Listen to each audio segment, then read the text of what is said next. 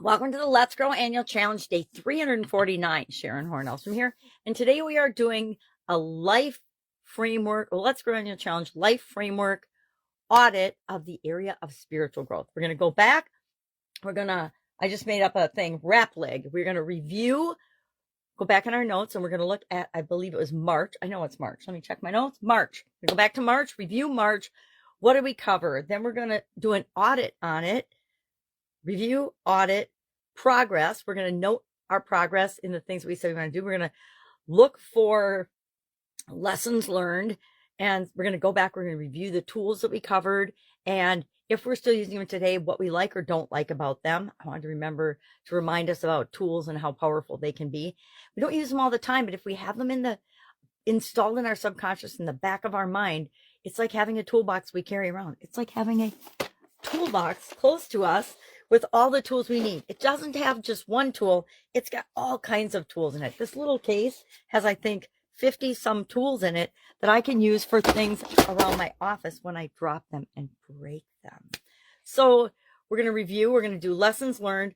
We're going to quickly summarize and go review. And we did this one day during each month as we focus on each month, but there might be things that come up as you do your audit and your review and look at your progress.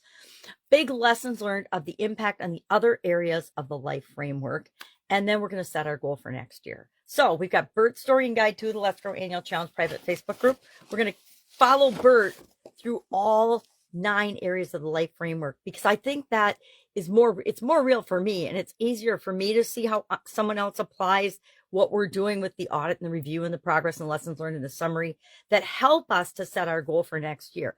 It was really easy to come up with my emotional goal for next year doing this process yesterday, the emotional area and aspect of our life. I hope it was easy for you too.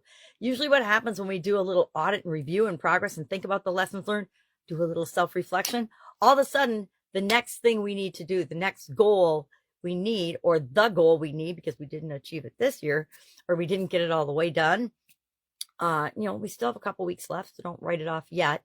It's amazing the miraculous things that can happen when we're focused on. And part of why we're doing the review is, hey, here's what I said I was going to do. Here's where I started. Here's where I am right now. I'm not quite there yet, but that adds more tension to the gap to have us take action, do the things we need to do to achieve what it is that we want to achieve.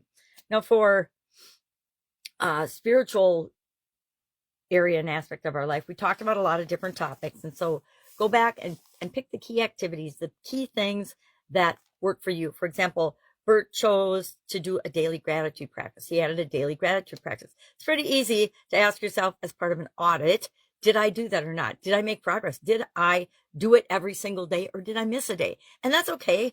You could miss a month and it wouldn't matter. It's what you're learning about yourself that caused you to skip that month or not feel grateful in the month of August or whatever it might be. He also added meditation to his daily practice because it helps him to get in absolute clarity toward what it is that he really wants, not what just he thinks other people think he wants. Wonder where I got that idea. And then it helps him explore his different spiritual, he decided he was going to explore different spiritual texts. So either he did that or he didn't. You can read about his experience and how he applied this to each of these different steps and areas, especially interaction with the different areas of the life framework, of course, in Guide 2. Or if you're struggling with this, ask, what are we going to do today? We're going to go ahead and add the wrap leg process to our repertoire. We're going to review our spiritual results from March and continuing through the rest of the year. Because part of when we cover an area, we don't just leave it and never do anything with it again.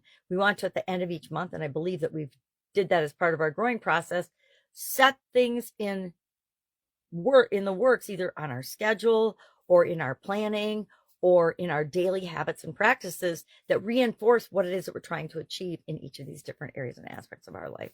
So our action item today is to review the spiritual area of our life, audit it and say, okay, what's working, what's not working. Then we go to progress. Did we make progress? Did we achieve what it is that we said we're going to achieve yet? And if not, we still have a couple of weeks. Or do we need to revisit it and add it as our goal next year? Sometimes we get too ambitious when we're going through these areas and we set too big or too many goals that aren't humanly possible for us to achieve. Anybody else do that? I do that on purpose. I always want my goals personally to be achievable, but a really, really big stretch, something more than I could even possibly have imagined me doing, because it's like they say, if you set your sights on the moon, you may or may not get there. But if you set your sights on Mars, like Elon Musk, you know for sure you could get to the moon. All right.